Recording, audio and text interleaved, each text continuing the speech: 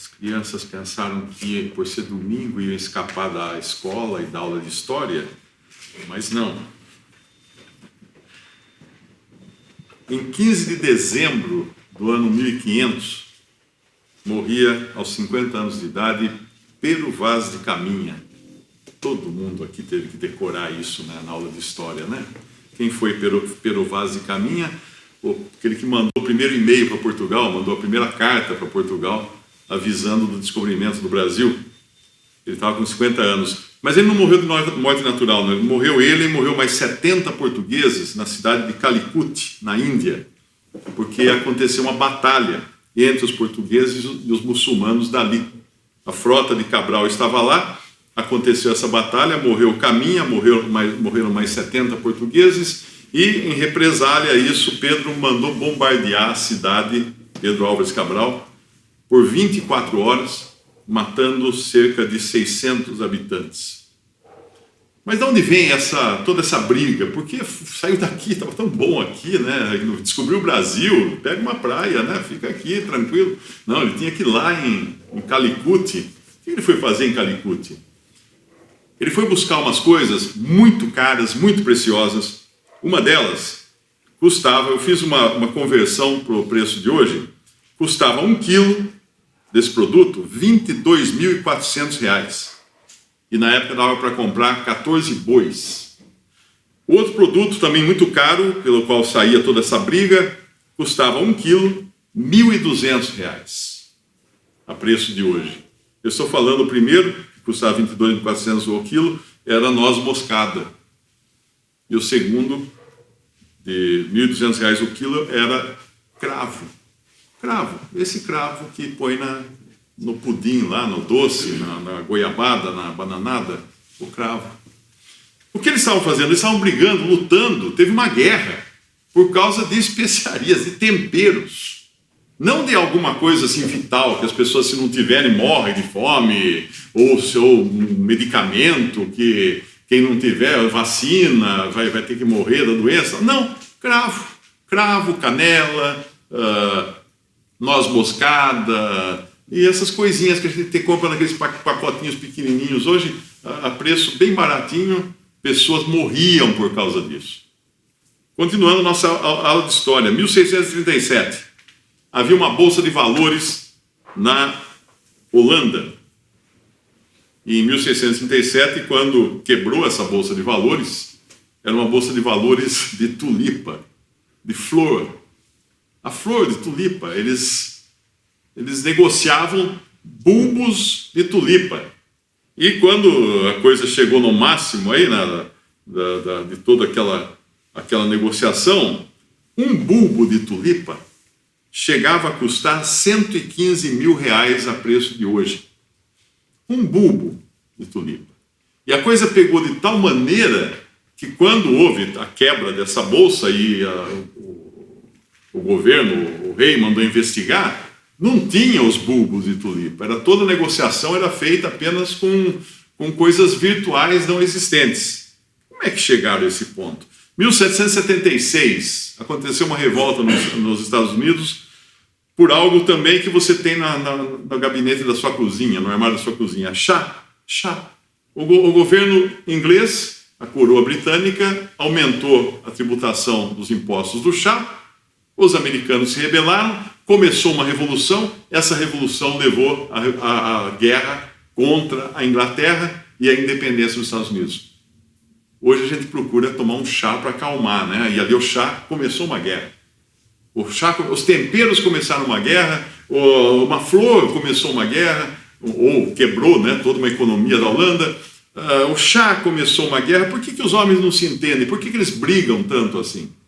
Por causa do pecado. Nós estamos vivendo hoje em épocas de eleição, onde parece uma luta campal, né? Todo mundo um querendo pegar o outro, diferentes partidos, nas redes sociais, fica um bate-boca. O que é isso? As pessoas não se entendem.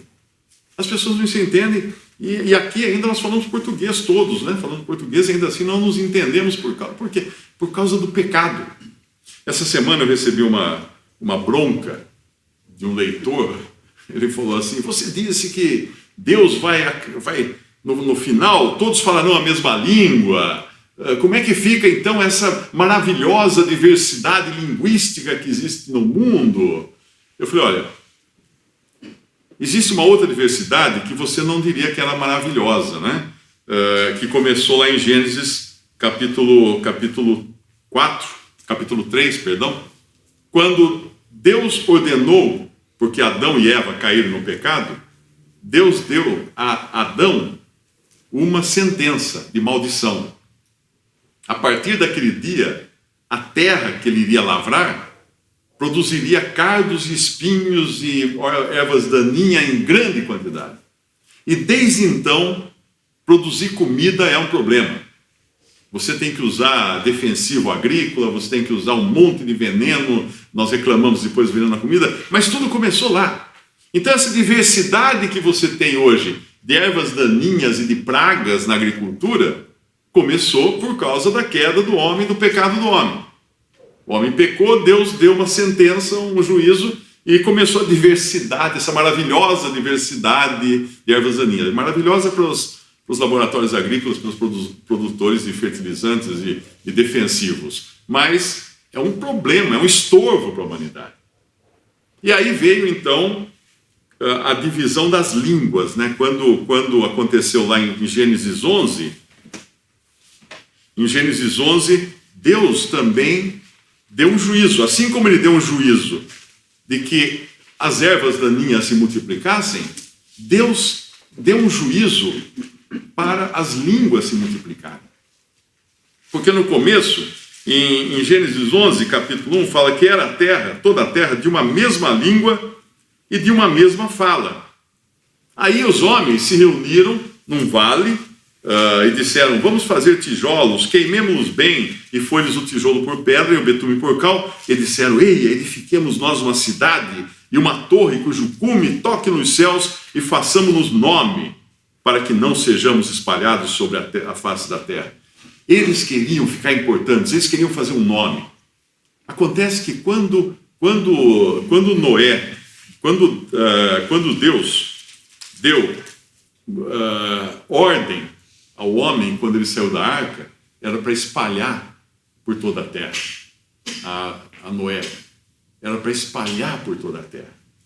Era para multiplicar, a mesma ordem foi dada a Adão, para multiplicar-se e espalhar por toda a terra. Essa foi a primeira que Deus deu a Adão e Eva. Multiplique-se e se espalhem por toda a terra. Essa era a vontade de Deus. Mas os homens em Gênesis 11 falam assim, vamos ficar todo mundo aqui. Vamos nos unir, vamos fazer um nome para nós, para não sermos espalhados sobre a terra. E o que aconteceu? Então desceu o Senhor para ver a cidade e a torre que os filhos dos homens edificavam, e disse, eis que o povo é um, todos têm uma mesma língua, e isto é o que começam a fazer, e agora não haverá restrição para tudo o que eles intentarem fazer. Eia, desçamos e confundamos ali a sua língua, para que não entenda um a língua do outro. Assim o Senhor os espalhou dali, sobre a face de toda a terra, e cessaram de edificar a cidade. Por isso se chamou o seu nome Babel, porque ali confundiu o Senhor a língua de toda a terra, e dali os espalhou o Senhor sobre a face de toda a terra. Ali começou a maravilhosa diversidade linguística e a maravilhosa diversidade cultural, porque os povos se separaram, foi cada um para um canto, se juntando pelas mesmas línguas que eles falavam, até que formaram então suas próprias culturas, e agora não se entendiam mais, e aí começam as guerras, aí começam os conflitos. A própria diversidade cultural, ela também tem o seu fundamento nos descendentes de Caim.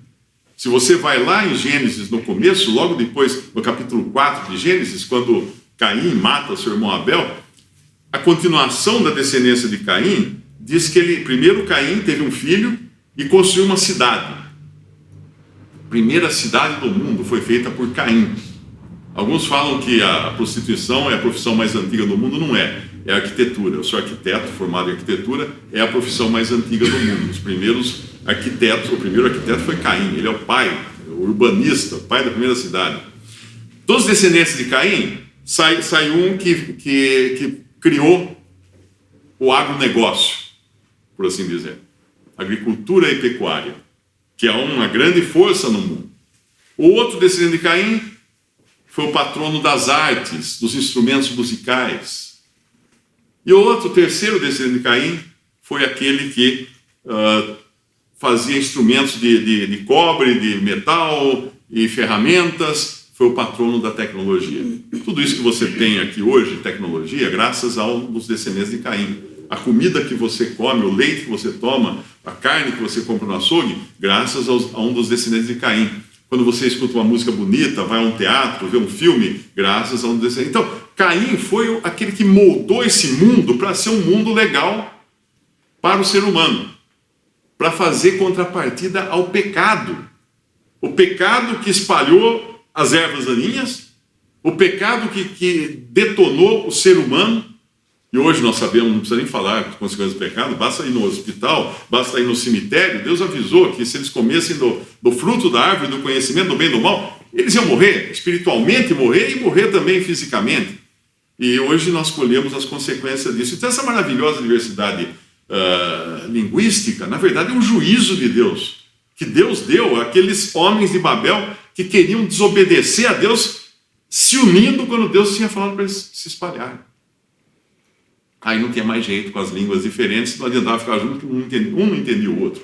Então se separaram em grupos.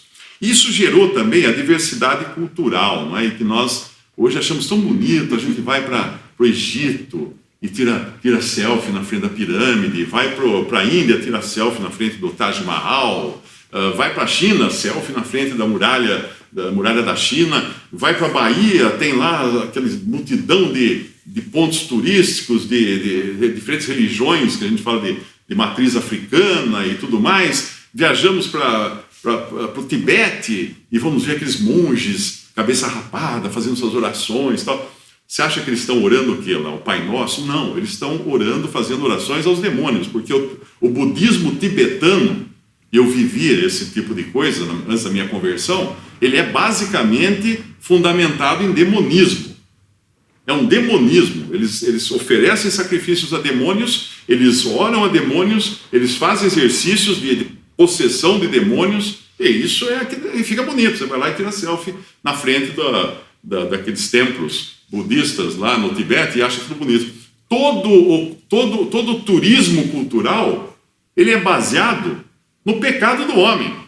Assim como todas as coisas que nós temos na sociedade, o Senhor Jesus, quando ele se despediu dos seus discípulos, ele falou assim: o mundo jaz no maligno. As bases da sociedade são malignas. Nós estamos aí, nós estamos usando, claro, nós vivemos aqui, a gente usa o dinheiro. Né? O dinheiro é maligno, a gente sabe disso. Mas nós temos que usar o dinheiro, nós temos que plantar e brigar lá com as ervas daninhas, nós temos que aprender um outro idioma. Eu, durante muito tempo, comprei o leite das crianças, fazendo traduções para empresas, então eu estava lutando contra essa erva daninha da multiplicidade de línguas. Mas nós não podemos ser ingênuos, achar que isso é uma maravilha, porque isso é consequência do pecado do homem. Esse é o mundo que o homem, na sua rebelião contra Deus, criou, para contrafazer os juízos que Deus lançou sobre o homem por causa do pecado. A partir de hoje, talvez você vai olhar melhor, de outra maneira, para os grandes monumentos da humanidade, né? Uma pirâmide, por exemplo. A pirâmide é linda, maravilhosa, é uma obra de arte aquela pirâmide. Você vai, visita a pirâmide, só que o que está escrito, o que tem ali, aquilo é um túmulo, né? Pirâmide é um túmulo. E naquele túmulo não tem só o faraó. Ali tem todos aqueles mais chegados, os arquitetos e engenheiros que projetaram a pirâmide, que foram mortos quando terminou a obra. Porque eles não podiam contar onde é que eram os túneis. Então eles matavam todo o pessoal que sabia do projeto.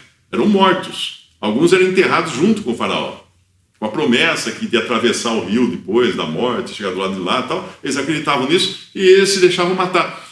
Taj Mahal é um túmulo, é lindíssimo, mas é um túmulo. É um lugar de morte. E não só de morte, é um lugar de crueldade, porque todos os que trabalharam no Taj Mahal tiveram as suas mãos as suas mãos cortadas e os seus olhos furados. Porque o monarca não queria que eles fizessem outro palácio tão maravilhoso, outro túmulo tão maravilhoso. Então é muito bonito, mas o que tem de sangue lá embaixo é muito sangue. A muralha da China tem 1 milhão de chineses enterrados ao longo da muralha da China. É o maior cemitério do mundo. Que morriam, né? Naquele tempo não tinha segurança no trabalho, não tinha capacete, EPI, o cara caía lá de cima e morria. Estão enterrados com mais de 1 milhão de operários. Tudo isso aí por causa do pecado. E é interessante quando a gente vai vem para a América Latina, né? Vamos lá para os astecas, vamos para Machu Picchu, lugar mágico, tal, lindo, maravilhoso. Só que tem o seguinte, eles faziam sacrifícios humanos. O sacerdote enfiava uma faca no peito do infeliz, que era capturado de outra tribo, pegava lá com a mão, enfiava dentro, e arrancava o coração, pulsando ainda, e mostrava para todo mundo aquele coração pulsando. E nós vamos tirar selfie na frente do templo de sacerdotes que faziam essas coisas. Então, tudo isso é um mundo que jaz no maligno. Pode hoje ter uma plaquinha maravilhosa, está nos folhetos de viagens, de programa de viagem, mas nós não podemos ser ingênuos ao ponto de pensar que esse mundo é uma maravilha. Não é. Não é. E os homens não vão se entender de maneira alguma. E quando a gente busca na Bíblia a razão desse desentendimento, sempre juízo sobre juízo de Deus. Tem um padrão interessante que a gente encontra na Bíblia, né? É um padrão que ele é basicamente de um mandamento. Deus dá um mandamento, aí o povo desobedece o mandamento, Deus cria uma confusão de línguas e depois Deus dispersa. É interessante esse padrão. Ele é encontrado em várias passagens das Escrituras. Começa lá em Gênesis, capítulo 9, no versículo 1, quando Deus deu um mandamento. Ele disse: abençoou Deus a Noé e a seus filhos e disse-lhes: frutificai, multiplicai-vos e enchei a terra. Ou seja, habitem por toda a terra, se espalhem para habitar a terra. É isso que Deus tem ordenado.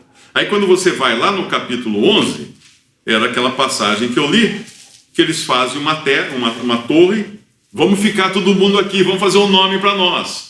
Vamos nós ficar juntos, não vamos deixar espalhar a gente não. E aí Deus o que faz? Confunde as línguas deles. E aí eles são obrigados a se dispersar. Olha o padrão, que interessante. Mandamento, desobediência, confusão de línguas, e Babel, a palavra Babel, significa confusão. E aí, dispersão. Depois você vai em Deuteronômio, capítulo 28, o que nós encontramos lá? No versículo 1, o mandamento. E será que se ouvires a voz do Senhor teu Deus, tendo cuidado de guardar todos os seus mandamentos que eu te ordeno hoje, o Senhor teu Deus te exaltará sobre todas as nações da terra. Agora o que acontece? Eles guardaram os mandamentos que Deus tinha dado àquele povo? Não. No versículo 15, o Senhor já dá a sentença, porque sabia que eles iam desobedecer os mandamentos, como de fato desobedeceram. Será, porém, que se não deres ouvidos à voz do Senhor teu Deus, para não cuidares em fazer todos os seus mandamentos e os seus estatutos que hoje te ordeno, então sobre ti virão todas essas maldições e te alcançarão. Aí tem uma lista de maldições no capítulo 28, a maior parte do capítulo são maldições, porque esse povo realmente não guardou os mandamentos, foi amaldiçoado por Deus e, como consequência disso, juízo de confusão de línguas. No versículo 49, um dos juízos que Deus promete dar a eles, se eles não guardassem os mandamentos, o Senhor levantará contra ti uma nação de longe, da extremidade da terra, que voa como a águia, nação cuja língua não entenderás. Olha aqui. Mandamento, desobediência, confusão de línguas e, finalmente, dispersão, no versículo 64 desse mesmo livro de Deuteronômio, capítulo 28. E o Senhor vos espalhará entre todos os povos, desde uma extremidade da terra até outra extremidade da terra. Mais um juízo completo de Deus. Em Jeremias, capítulo 4, nós vemos uma história semelhante. Jeremias, capítulo 4, versículo 1, tem o mandamento de Deus: se voltares, ó Israel, diz o Senhor, para mim voltarás, e se tirares as tuas abominações de diante de mim, não andarás mais vagueando. Esse era o mandamento. Se. Mas no versículo 3, porque assim diz o Senhor aos homens de Judá e de Jerusalém: lavrai para vós o campo da lavoura, não semeeis entre espinhos, circuncidai-vos para o Senhor, tirai os prepúcios do vosso coração, ó homens de Judá. E aí eles caem em pecado, eles desobedecem o mandamento de Deus, se desviam do mandamento de Deus, e no versículo 14, lava o teu coração, capítulo 4 de Jeremias, versículo...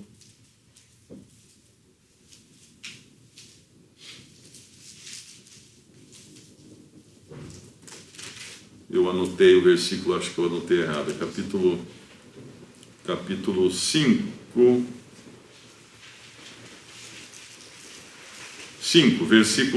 versículo 14 e 15. Portanto, assim diz o Senhor dos Exércitos, porquanto disseste tal palavra, eis que converterei as minhas palavras na tua boca em fogo, e a este povo em lenha, e eles serão consumidos, eis que trarei sobre vós uma nação de longe, ó casa de Israel, diz o Senhor, uma nação robusta, uma nação antiquíssima, uma nação cuja língua ignorarás e não entenderás o que ela falar. Aqui estava a sentença da confusão de línguas, e no versículo 18, do mesmo capítulo 5, contudo ainda naqueles dias, diz o Senhor, não farei de vós uma destruição final, e sucederá que quando disserdes, por que nos fez o Senhor nosso Deus todas essas coisas? Então lhes dirás, como vós me deixastes e servistes a deuses estranhos na vossa terra, assim servireis a estrangeiros em terra que não é vossa. Mais uma vez, dispersão como consequência. E finalmente, em Isaías, tinha mais uma passagem aqui, mas eu vou falar de Isaías 53, que é basicamente o tema que eu queria trazer, que é quando Deus supre ou resolve o problema do pecado já de antemão, profetizando através de Isaías, 700 anos antes de Cristo, mostrando que viria um que iria resolver o problema do pecado do ser humano. Aquele pecado lá do Jardim do Éden, aquela confusão toda lá do Jardim do Éden. E o capítulo todo de 53 de Isaías fala desse servo sofredor, que é o próprio Senhor Jesus, previsto já 700 anos antes. Tanto é que os judeus odeiam esse capítulo, né? Os judeus fazem de tudo para dizer que isso aqui não está falando de Cristo. Porque o Cristo que eles esperam, o Messias que eles esperam, é poderoso, é um soldado forte, é um guerreiro que vai vencer os inimigos, mas eles não sabiam que antes de vir como guerreiro vencedor, o Messias viria como um servo sofredor. E é assim que ele é descrito aqui. Era desprezado e o mais indigno entre os homens, homem de dores, experimentado nos trabalhos. Verdadeiramente ele tomou sobre si as nossas enfermidades, as nossas dores levou sobre si. Nós o reputamos por aflito, ferido de Deus e oprimido, mas ele foi ferido pelas nossas transgressões, moído pelas nossas iniquidades. O castigo que nos traz a paz estava sobre ele, e pelas suas pisaduras fomos sarados. Agora eu pergunto, onde está o castigo pelo seu pecado? Porque todos nós somos pecadores. Ah, mas eu não, você é pecador, você sabe disso. Você sabe que é pecador, você quer fazer o bem e não consegue. Você, todos nós pecamos. E Deus é um Deus justo, Deus é um Deus que julga e terá que julgar o pecado e o pecador. Onde ele vai lançar o castigo do seu pecado? Se ele lançar sobre você, está perdido eternamente. É uma eternidade no lago de fogo. É a sentença que Deus dá ao pecador, ao ímpio. É o lago de fogo. Em várias passagens do Novo Testamento, o Senhor Jesus nos Evangelhos, uma vez alguém falou assim, por que vocês falam tanto em inferno? Aí eu fui pesquisar, né? Inferno e lago de fogo. A parte que mais fala são os 4 evangelhos. E quem mais fala é o Senhor Jesus. Porque é uma pessoa que escreveu e falou assim, não, a gente tem que falar de amor, Jesus falava de amor. Ah, é? Vamos ver. Não, ele fala de juízo. Mas o amor de Deus quer salvar. Só que Deus mandou esse servo sofredor, que é o próprio Cristo, para tomar o nosso lugar na cruz, o seu lugar na cruz. Então o castigo que nos traz a paz estava sobre Cristo. E como é que você vai fazer agora para esse castigo valer para você? Você está preso, chega uma pessoa com uma mala de dinheiro, eu vim aqui soltar o preso, vou pagar a fiança dele. O que você faz? Oh, eu. É para mim, sou eu que tenho que pagar a minha fiança, paga o meu preço da soltura. Sim, eu queria isso. Cristo veio pagar o preço da soltura sua, não com dinheiro, com sangue, com a sua própria morte. Eu pergunto, você aceitou já isso? Você já aceitou o pagamento? Você já falou, eu, Senhor, eu quero ser salvo, Senhor, eu quero ser solto desse terrível destino no lago de fogo, nessa prisão terrível de onde não se sai mais. Eu quero ser solto. Me salva, Senhor. Você já fez isso? Não existe uma pessoa nesse mundo que tenha sido salva por Cristo sem pedir salvação para o Senhor Jesus. E esse, então, é o servo sofredor do capítulo 53 de Isaías, quando fala que, todavia, ao Senhor agradou moê-lo, fazendo-o enfermar, quando a sua alma se puser por expiação do pecado. O que é expiação? Quando você purga algo, quando você tira algo, você expia algo, expiação do pecado, verá a sua posteridade e prolongará os dias, e o bom prazer do Senhor prosperará na sua mão. O trabalho da sua alma, ele verá, Cristo verá, e ficará satisfeito com o seu conhecimento. O meu servo justo justificará muitos, porque as iniquidades deles levará sobre si. Eu pergunto, já fazem 2000 anos que Cristo veio. Isso aqui foi 700 anos antes, falando que ele ia fazer isso. Eu pergunto, as suas iniquidades, ele já levou? Porque ele levou apenas as iniquidades daqueles que creem nele, que o aceitaram como Senhor e Salvador. Ele levou as suas iniquidades, porque a continuação do versículo diz assim: pelo que lhe darei a parte de muitos, e com os poderosos repartirá ele o despojo, porquanto derramou a sua alma na morte, foi contado com os transgressores, mas ele levou sobre si o pecado de todos. Não está escrito isso aqui. Se ele levasse o pecado de todos, todos teriam sido salvos. Independente de crer ou não, de aceitar ou não, levou o pecado de todos, sumiu o pecado de todos. Não. Mas ele levou sobre si o pecado de muitos, e pelos transgressores intercede. Muitos, não todos, muitos. Uma outra passagem que fala que ele deu a sua vida por todos. Cristo morreu por todos, mas levou os pecados de muitos apenas. Você está entre esses muitos se você creu em Jesus como seu Salvador.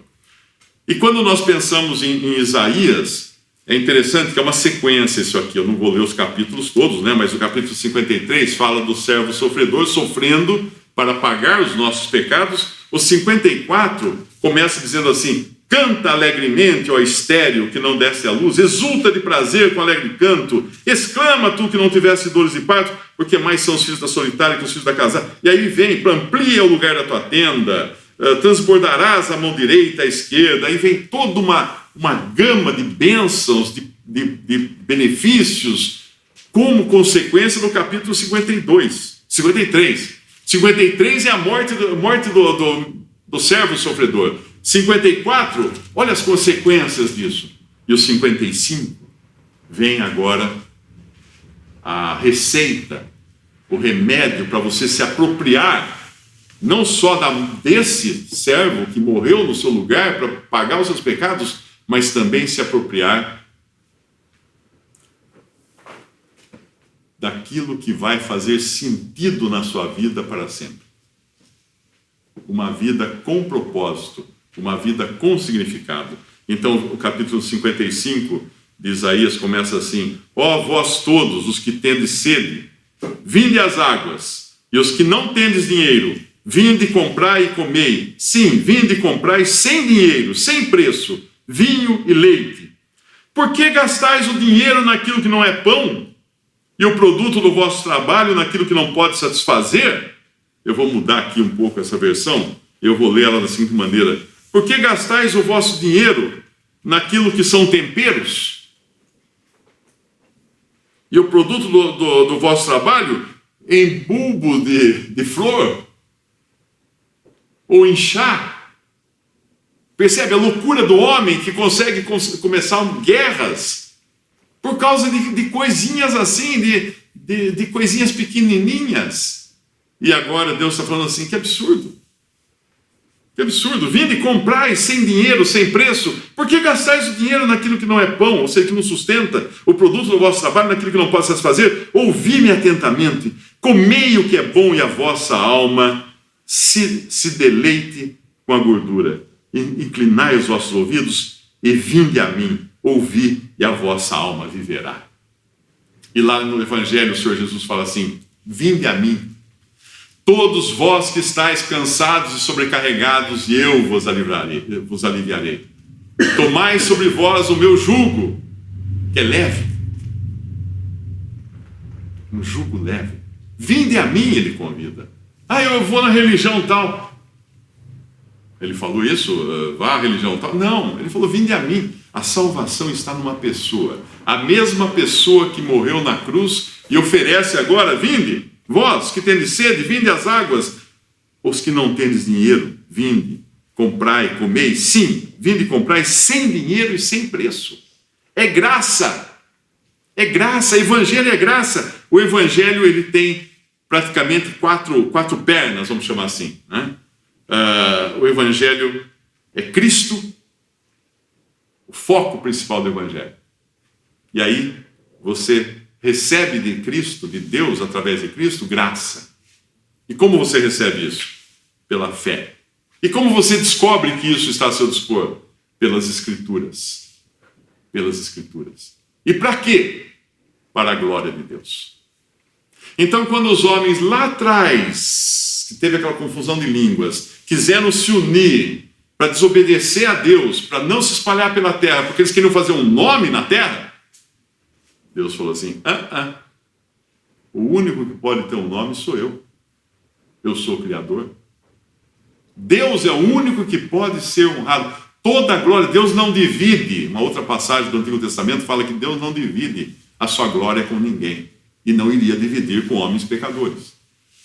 Mas quando você crê em Jesus, você se torna filho de Deus, da família de Deus, co-herdeiro com Cristo de todas as coisas que pertencem a Cristo. Ou seja, aquilo que os homens não conseguiram na marra, você pode receber por graça agora. A salvação eterna e participante das glórias de Cristo, dos benefícios de Cristo, das riquezas imensuráveis de Cristo, que é dono de todas as coisas e voltará um dia para tomar posse de todas as coisas. E quando nós vamos lá em Coríntios, Paulo fala assim, porque a palavra da cruz é loucura para os que perecem, mas para nós que somos salvos é o poder de Deus. Será que para você continua sendo loucura crer em Jesus como seu Salvador para ser salvo eternamente? Para os homens é loucura, porque continuou no mesmo capítulo 1 de 1 Coríntios, fala que porventura não tornou Deus louca a sabedoria deste mundo, e a sabedoria deste mundo é toda essa gama de maravilhas que o homem fez para tornar esse mundo confortável e tentar contornar os efeitos do pecado. Mas nós pregamos a Cristo crucificado, que é escândalo para os judeus e loucura para os gregos, porque a loucura de Deus é mais sábia do que os homens, e a fraqueza de Deus é mais forte do que os homens, para que, como está escrito, aquele que se gloria, glorie-se no Senhor. Então, se você quer uma salvação eterna, tem que ser por graça. Por que por graça? Porque quem pagou o preço não vai ser você. Então não vai haver glória para você no final. A glória vai ser do Senhor. Aquele que pagou o preço da minha e da sua salvação. Creia em Jesus agora mesmo como seu Salvador. Podemos dar graças. Nosso Deus e nosso Pai, nós te agradecemos, Pai, por essa maravilhosa mensagem de graça, de perdão, de salvação que Tu nos ofereces através do Evangelho. Pedimos, Pai, por alguém que ainda não tenha essa segurança da salvação eterna. Alguém que ainda não tenha essa paz inabalável de estar com todos os seus pecados já pagos e não ter de se apresentar diante de um Deus justo para juízo. Nós pedimos, Pai, por essa pessoa que está ouvindo, que tu possas tocar seu coração, para que ela se renda, deixe de confiar na sua própria sabedoria, deixe de confiar nas coisas humanas, da cultura humana, em tudo que os homens criam, mas confie agora só em Cristo Jesus e possa receber de ti, ó Pai, essa salvação eterna através do sangue, da obra de Cristo, do sangue derramado na cruz do Calvário. Nós pedimos isso confiando no teu desejo de salvar e agradecendo por essa mensagem em nome de nosso Senhor e Salvador Jesus. Amém.